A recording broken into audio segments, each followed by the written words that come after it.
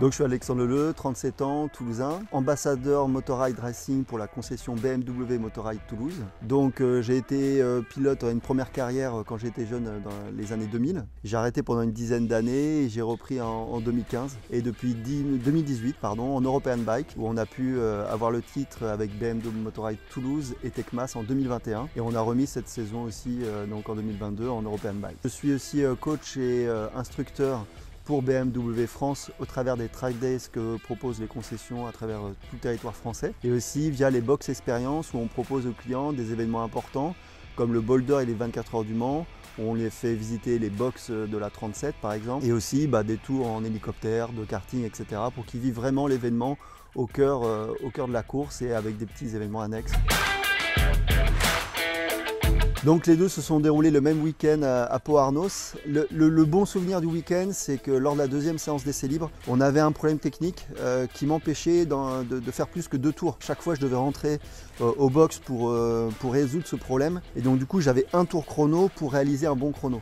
Donc du coup, ça m'a vraiment obligé à rentrer vite dans le rythme et qui est pour moi aujourd'hui un point à travailler encore. Et là, ce week-end-là, cette journée-là, en tout cas, j'étais content parce qu'à chaque fois, j'arrivais à reprendre la pole et on a fini cette séance libre avec la pole position pour la course du dimanche matin car le samedi a été annulé pour cause de canicule. Et le pire souvenir du coup c'est le même week-end, donc la première course on l'a gagnée et la deuxième course on était bien parti pour ça aussi, je suis parti en tête mais rapidement il y a eu quelques gouttes et là je me suis retrouvé tétanisé, en plus il faut savoir que j'avais une déchirure à l'avant-bras droit depuis le matin, donc les deux cumulés j'étais vraiment pas à l'aise, ça a été très compliqué pour moi les 3-4 premiers tours. Heureusement la direction de course a décidé de mettre le drapeau rouge et donc d'interrompre la course à cause de la pluie et on est reparti 10 minutes après sur le sec et là je me suis dit bon j'ai pas été bon sur les 3-4 premiers tours, maintenant on va rectifier ça et on a gagné la deuxième course mais c'était très dur, j'ai vraiment souffert de l'avant-bras, voilà, ça n'a pas été une course facile mais bon j'en suis fier d'en être ressorti vainqueur des deux.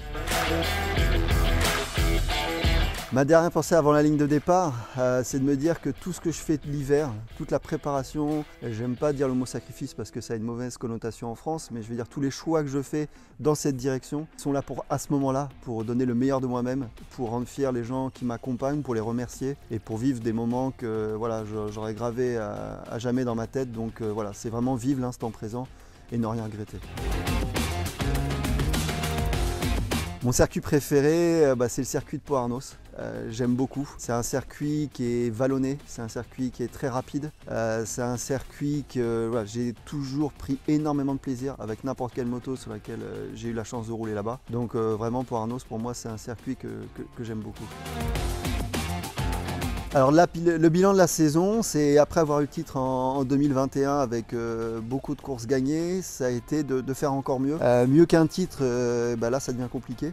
Donc je pense que déjà la manière dont j'ai abordé la saison, elle n'a pas été bonne, pour être transparent avec toi. Elle a bien commencé, elle a même trop bien commencé. Au Mans, aux essais libres, directement, j'étais bien plus vite que les autres. J'avais quasiment 2 secondes d'avance aux essais libres. La première course, on la gagne et je sentais que ça allait être difficile. À la deuxième course, on a eu un problème technique qui fait qu'on a dû abandonner. Après, on s'est retrouvé à Nogaro, on a réussi à gagner les 2 courses. Ensuite, il y a eu Pau aussi, on a gagné les 2 courses. Donc là, on commençait à être bien au niveau du championnat, à être devant. Donc après l'épreuve de Nogaro, nous sommes retrouvés à Lédenon, donc pour la 3e épreuve du championnat, où là, ce week-end-là, j'étais pas à mon aise, donc du coup, on a été en dehors du podium, je crois autour de la 5e, 7e place. Et après, on allait à Manicourt. Manicourt, première course, problème technique, j'ai dû aussi abandonner. Et deuxième course, chute dès le 3e tour, où j'ai eu une subluxation acromio-claviculaire gauche qui m'a empêché de continuer la saison.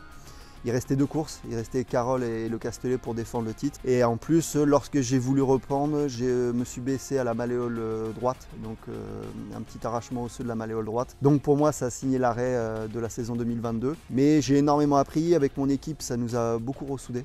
C'est souvent ces moments-là où on voit sur qui on peut compter, sur qui nous donne, on va dire, la bonne analyse pour préparer au mieux 2023.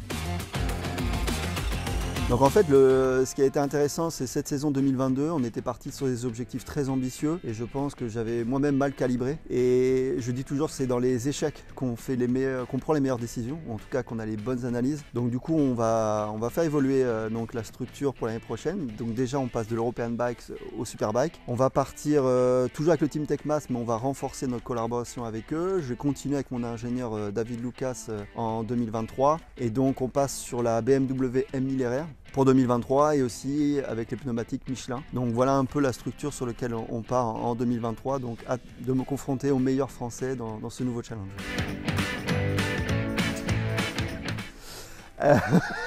Ma marque de shampoing. Ah oui, je sais pourquoi tu demandes ça. Oui, c'est vrai qu'auparavant, j'avais les cheveux très courts, voire rasés. Donc maintenant, oui, j'ai les cheveux un peu plus longs. Donc j'utilise du shampoing. D'ailleurs, je cherche des partenaires si jamais tu as besoin de... Tu as des partenaires qui peuvent m'accompagner sur du shampoing, ce sera avec grand plaisir. Je tenais vraiment à remercier tous mes partenaires, pour certains qui m'accompagnent depuis plusieurs années. Donc vraiment un énorme merci pour eux de m'accompagner, de nous faire confiance et de continuer, je l'espère, encore en 2023.